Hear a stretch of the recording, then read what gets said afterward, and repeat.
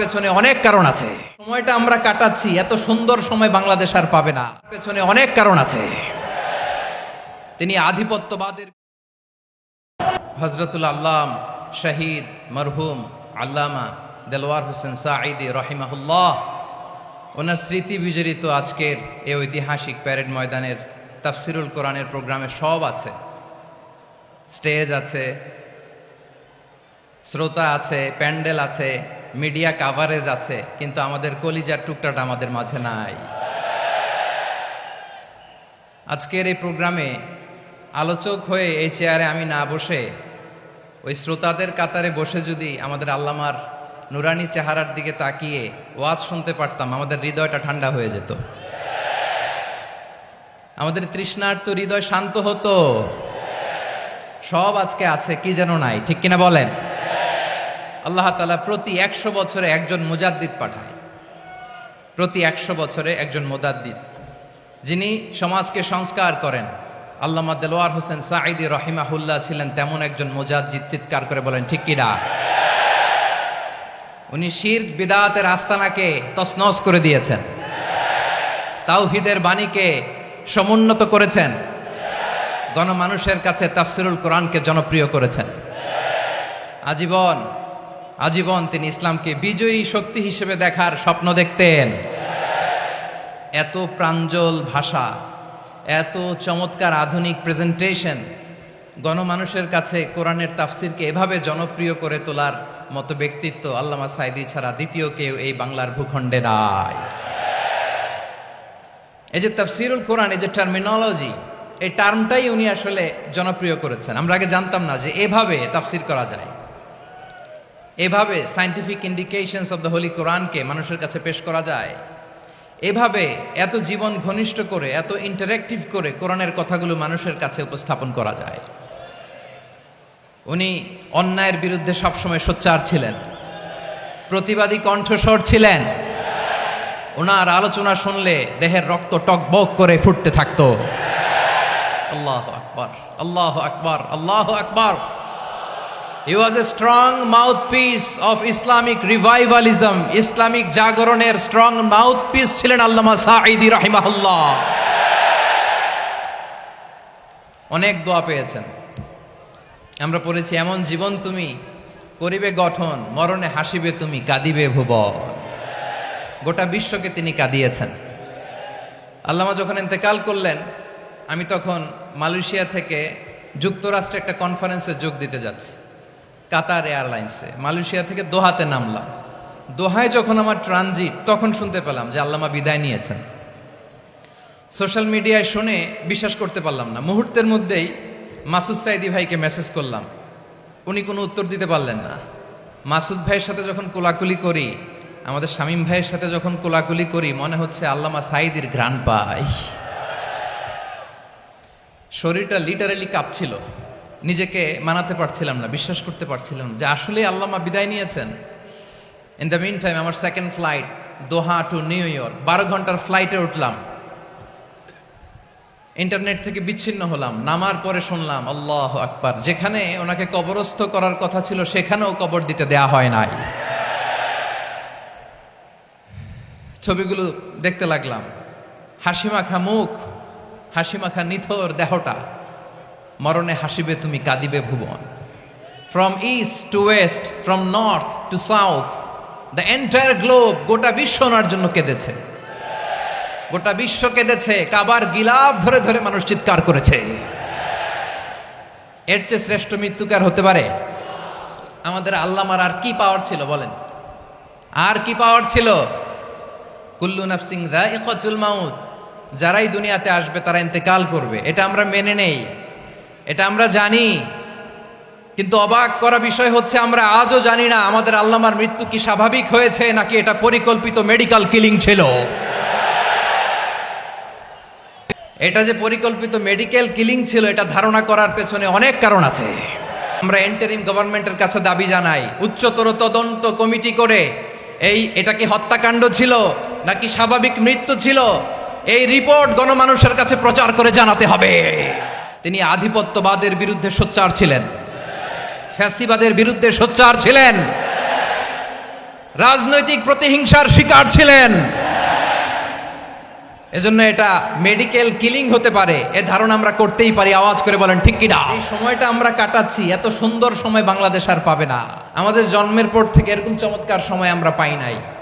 এটাই আসল সময়। গভর্নমেন্টের কাছে দাবি জানাই, উচ্চতর তদন্ত কমিটি করে এটা কি হত্যাকাণ্ড ছিল নাকি স্বাভাবিক মৃত্যু ছিল, এই রিপোর্ট গণমানুষের কাছে প্রচার করে জানাতে হবে। এই দাবির সাথে কি সবাই আপনারা একমত? কারা কারা একমত হাত তুলে দেখান।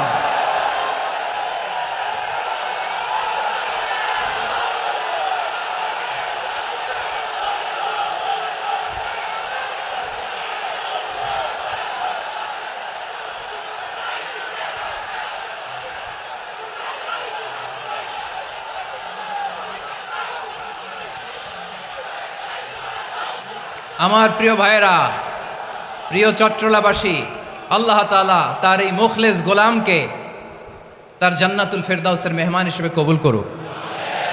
তার জীবনের সকল খেদমাগুলোকে কবুল করুক। জান্নাতুল ফেরদাউসের আলা মাকামে তাকে মেহমান হিসেবে কবুল করুক।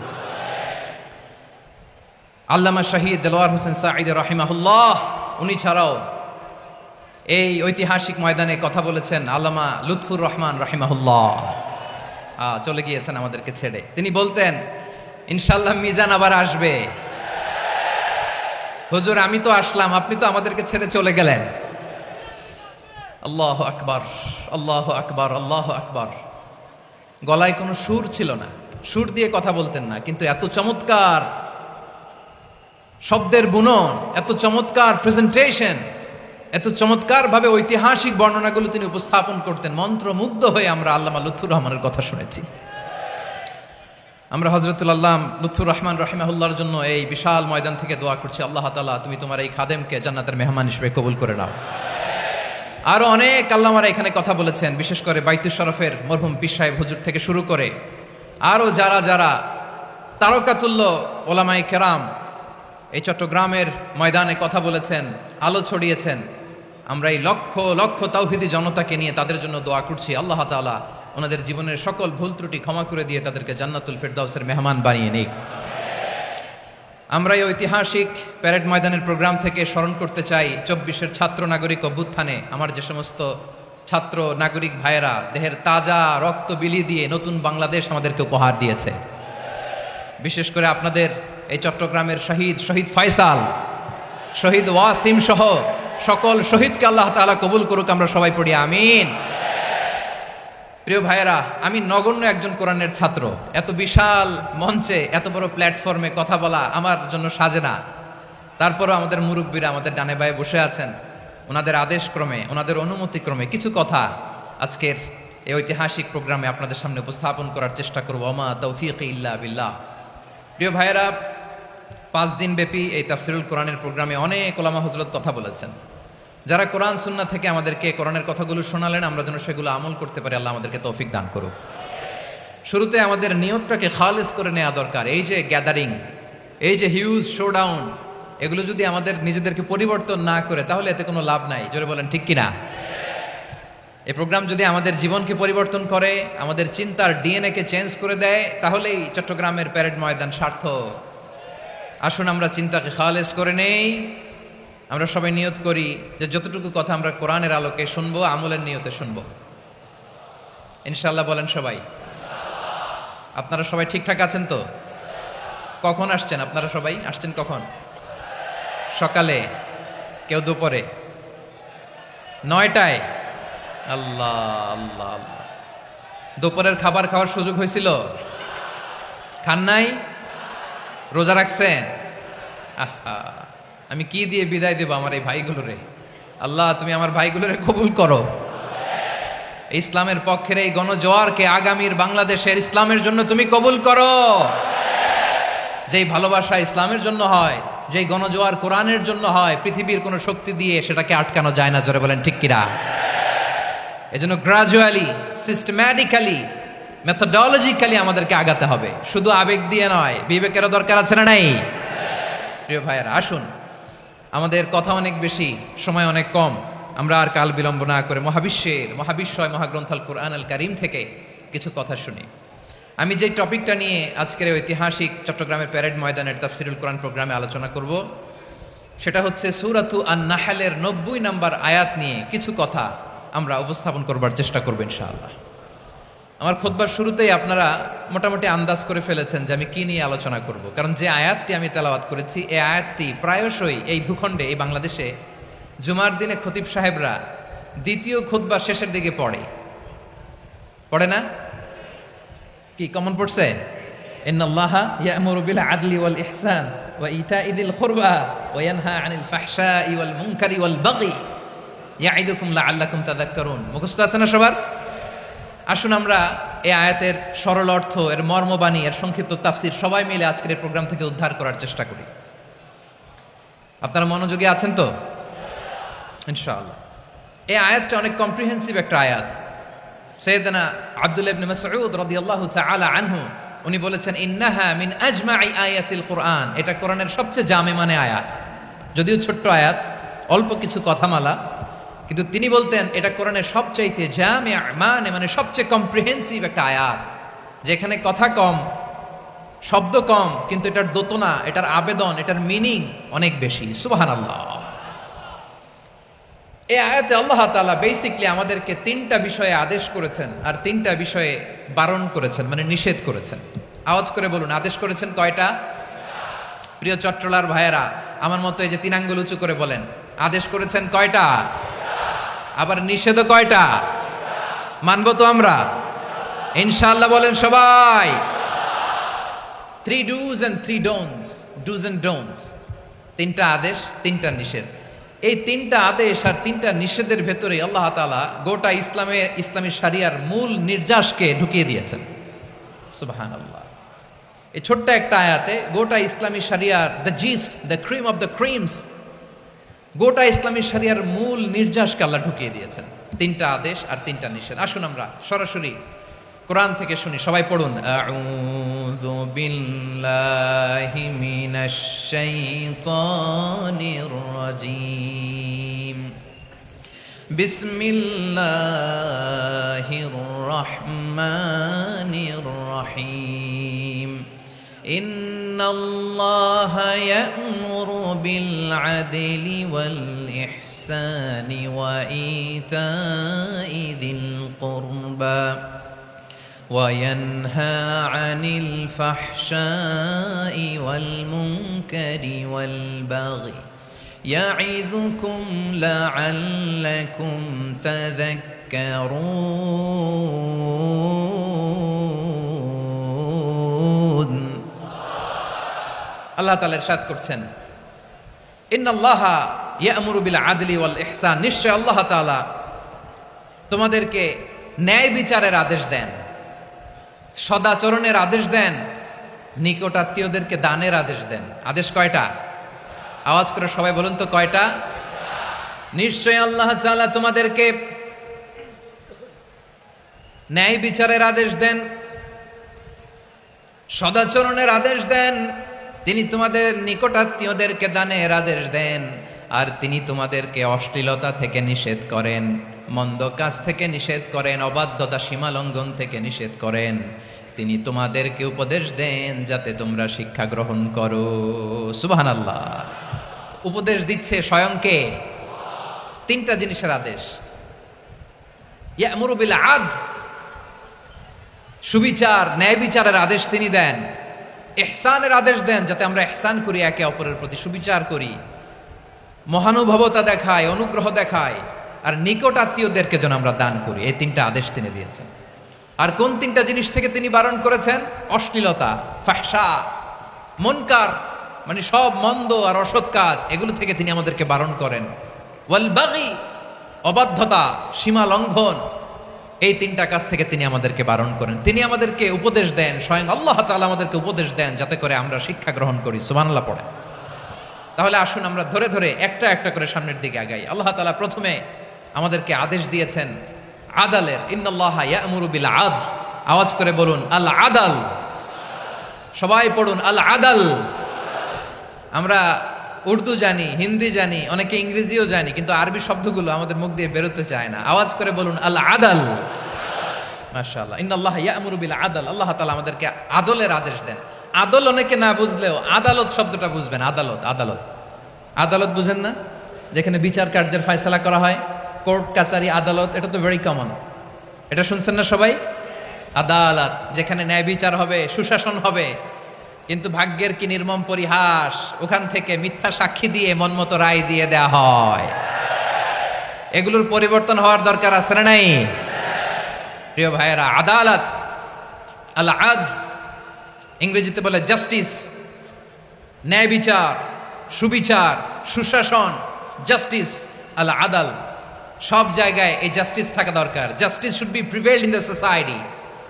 The mission of all prophet was to uphold the justice. সব নবীর মিশন ছিল এই জাস্টিসকে, আদালকে, সুশাসন আর সুবিচারকে নিশ্চিত করা। পড়েন সুবহানাল্লাহ।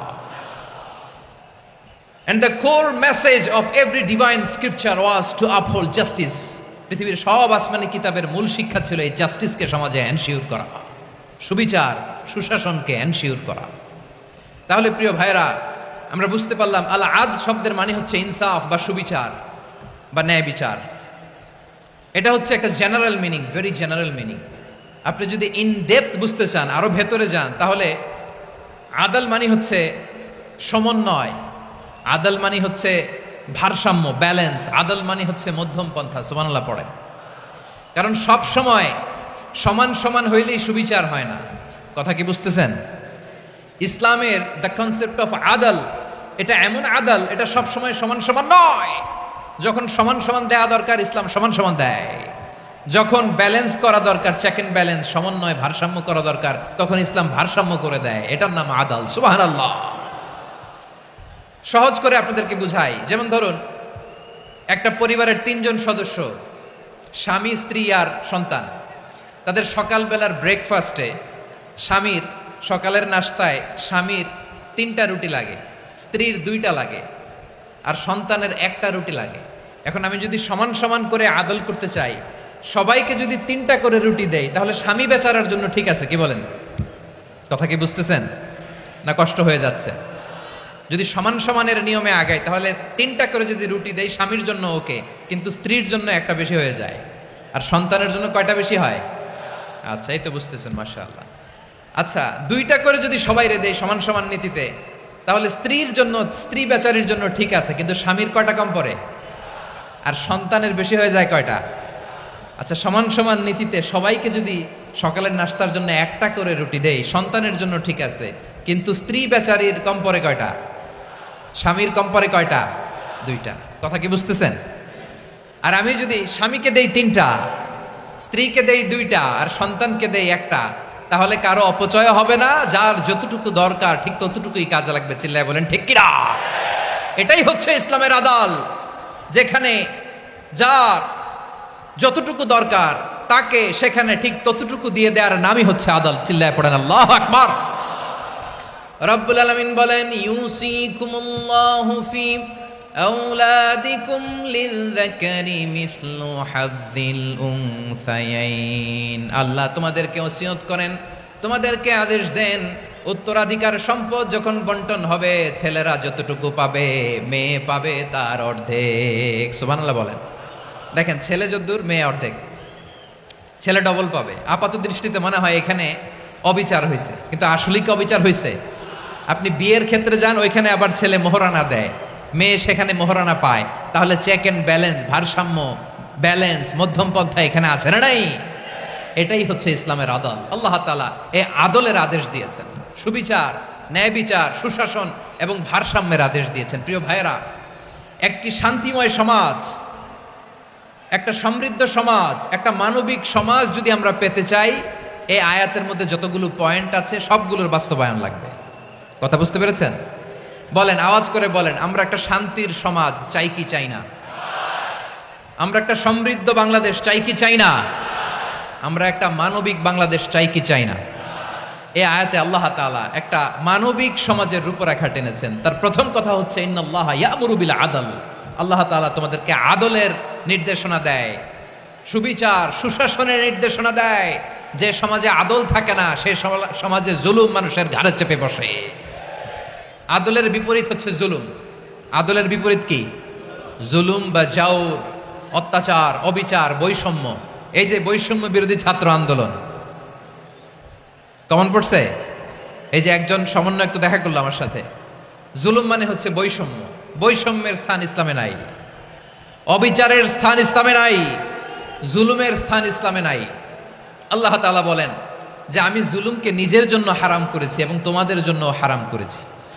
বিশ্বনবী ফরমান, আল্লাহ তাআলা বলেন হাদিসে কুদসিতে, ইয়া ইবাদি ইন্নী হারামতুয যুলমা আলা নাফসি ওয়া জাআলতুহু বাইনাকুম মুহাররামান ফালা তাযালামু। আমার গোলামেরা শোনো, নিশ্চয় আমি আল্লাহ তাআলা জুলুমকে আমি আমার উপরে হারাম করেছি, অনুরূপভাবে জুলুম করাকে তোমাদের উপরেও হারাম করেছি। ফলে ফালা তাযালামু, তোমরা একে অপরের সাথে জুলুম করো না।